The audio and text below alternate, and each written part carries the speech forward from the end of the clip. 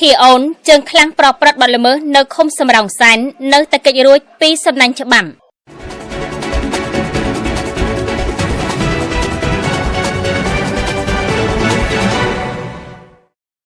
កំពង់ឆ្នាំងគ្រាន់តែលើឈ្មោះធីអូនគេនឹកឃើញភ្លាមគឺជាជនពីរនាក់ប្តីប្រពន្ធប្តីឈ្មោះធាប្រពន្ធឈ្មោះអូនរកស៊ីបទល្មើសច្រើនប្រភេទដូចជាកន្លងមកនេះមានការដាក់សម្លេងធ្វើជាធ្នាក់តាក់សត្វព្រៃប្រវឹកជាមេការត្រាក់ទ័រចូលឈូសឆាយនៅកន្លែងខ្លះដែលគ្មានច្បាប់អនុញ្ញាតនិងនេសាទខុសច្បាប់ដាក់របាំងស្បៃមុងនិងជួញកូនត្រីល្អិតល្អិនជាផលត្រីនៃរបាំងស្បៃមុងយ៉ាងសកម្មថែមទៀតផងជាពិសេសគឺនៅរដូវបិទនេសាទជារៀងរាល់ឆ្នាំតួយ៉ាងដូចជានៅម៉ោង 6:15 នាទីព្រឹកថ្ងៃច័ន្ទទី 24 ខែសីហាឆ្នាំ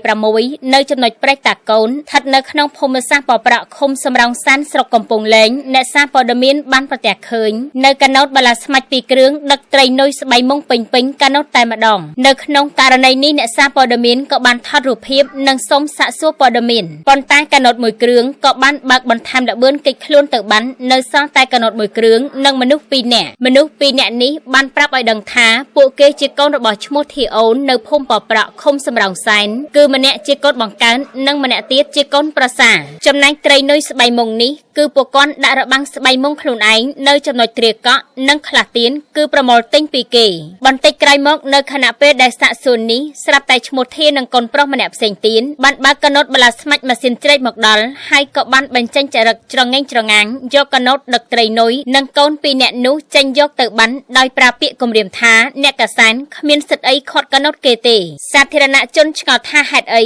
បានជាឈ្មោះធីអូននៅតែប្រព្រឹត្តបទល្មើសនេសាទបានយ៉ាងរលូនបែបនេះហើយរួចខ្លួនពីសំណាញ់ច្បាប់រហូតមកដល់ពេលបច្ចុប្បន្នដូចនេះទាំងបច្ចុប្បន្នកម្លាំងបង្ក្រាបមានទាំងកម្លាំងរដ្ឋបាលជលផលកម្លាំងកងខេមរៈភូមិន្ទនិងកម្លាំងសហការពីកងឯកភាពគ្រប់បណ្ដាស្រុកថែមទៀតផងអាយុដំសុនសវណ្ណរិនអភិបាលនិងជាគណៈបញ្ជាការកងឯកភាពខេត្តកំពង់ឆ្នាំងក៏បានប្រមានធ្ងន់ធ្ងរដែរថាបើបុគ្គលសមត្ថកិច្ចរូបណាមានការពាក់ព័ន្ធនឹងបទល្មើសនេសាទគឺប្រឈមមុខនឹងការដកចេញពីក្របខ័ណ្ឌឬពីមុខតំណែងអត្ថបទព័ត៌មានដោយលោកជានិម